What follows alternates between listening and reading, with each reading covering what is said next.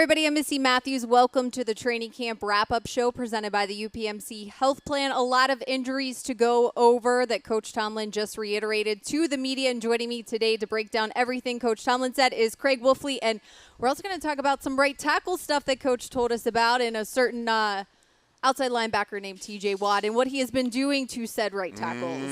Yes. He's on a one-man tear, that man is. All right, let's talk about the injuries, though, of course, Wolf, and we'll start with Ben Roethlisberger. As we said on our training camp live show, he was not a participant today in practice, getting a vet's day off. Coach Tomlin also said that Juju Smith-Schuster, those are some of the guys he said there were several of them who they're trying to preserve over the long haul, mentioning number 7 and 19 specifically. So let's go through the list of who practiced and who didn't, and I will try to give you the body part that is hurt, according to Coach Tomlin, because there is a long list here. The good news, Wolf, Dave DeCastro is back out at practice. We have not seen him here at Heinz Field since the media has been allowed inside Heinz Field. James Conner and Stephon Tuitt returned as well. They were not able to practice Saturday night.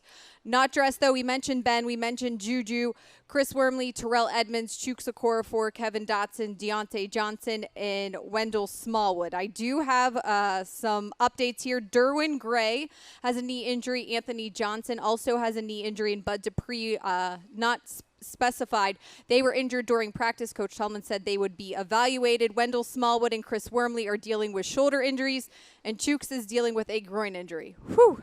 I think I got them all. I think you did. That's a lot. All right, so going back to that right tackle battle, as we said, Chuks was not able to participate today, so of course it was a Zach Banner day, and Coach mentioned that neither guy has had much luck going against TJ Watt this camp. It wasn't exactly a banner day for Zach to take I had to go there. there. I'm sorry, I know. I like it. Nobody does low-hanging fruit like I do. So, and Zach's been working hard. Don't misunderstand me. I've been watching these two. They're going after it. TJ Watt is a great guy to get schooled by. He is, as I've talked about before, he is the veritable expression of what pass rushing looks like in the 21st century. He's got great hands and a great ability to use his hands ahead of his body. So when he comes into conflict zone with you, you've got to not get your head in there. And this is the problem where Zach and Chuks get a little bit, they get head heavy. You get head heavy, TJ is going to absolutely dazzle you with whatever, whether trap, splits, wedges, swims, whatever. So the fact is, the deal is, Zach, keep your head up, buddy, punch, and work, baby. This is a chance to get better against a terrific player. Now, there are no preseason games to try to weigh that competition or see who should win that job for week 1 against the Giants. So how much does having those guys going against the likes of TJ Watt maybe help this coaching staff and personnel department determine who the right tackle should be? Well, it was kind of like looking at me against Joe Green.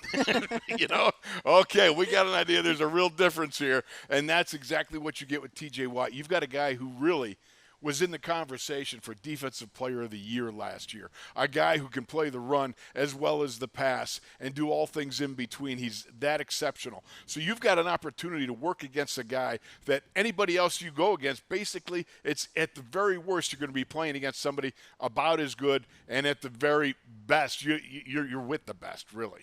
So it's good for both those guys. One of the things Coach Tomlin told the media is that he told the team it is a lean-in week. So you've been around Coach Tomlin enough. What do you think the message was to the team in terms of what he needs to see from them as we head into another week of practice? This is about creating the separation that Mike talked about. Let's take, for instance, the backs on backers. He talked about just kind of getting comfortable with it the first time out. He wasn't impressed by really who did what. It's the second time. You know what's expected. You know what you got to do. Now, do you go out there and do you get it done? That's what he's looking at this week. It's a lean-in week. This is about making some separation between you and the guy behind you or the guy ahead of you. One of those things where you start showing that I'm capable of becoming a starter or a member of this team. So creating separation is what this week is about. All right, our good friend Mike Pursuta asked Coach Tomlin about 2 rookies, specifically Chase Claypool and Alex Highsmith. Coach said they are proving that they belong. They have had the opportunity to ascend, and they are taking advantage of it. I think for rookies, that is not normally the praise that Coach Tomlin puts out there unless he really means it. You're exactly correct. You take a look at these guys. These are young men with exceptional ability. Highsmith is a guy who comes out. He's learning from guys like T.J. Watt. You can't get any better, But Claypool is the one guy I've just watched him from the start. I love his physicality.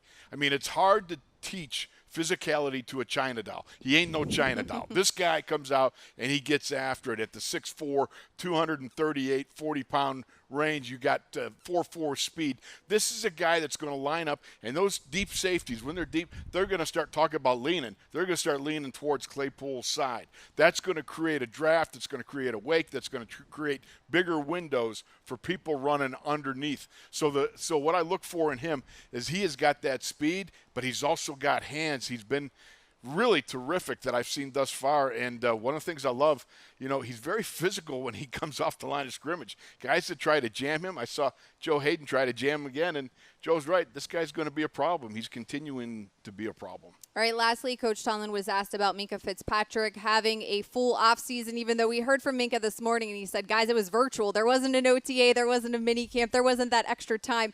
But the team did do things virtually to the best of their ability. All 32 teams were dealing with the exact same thing. But Coach, reiterated he got on a moving train last year when he was traded to Pittsburgh. But he said specifically recently he's been talking to Minkah about tackle selection and maybe, the tackles that he goes for based on circumstances. So maybe getting into more of the higher end of what they want Minkah to do, what Minkah's comfortable for, and what also he understands about this defense and what they're trying to do to build on 2019. I got to say this. Minkah may be the first player I've ever seen to catch a moving train by outrunning it. It's true.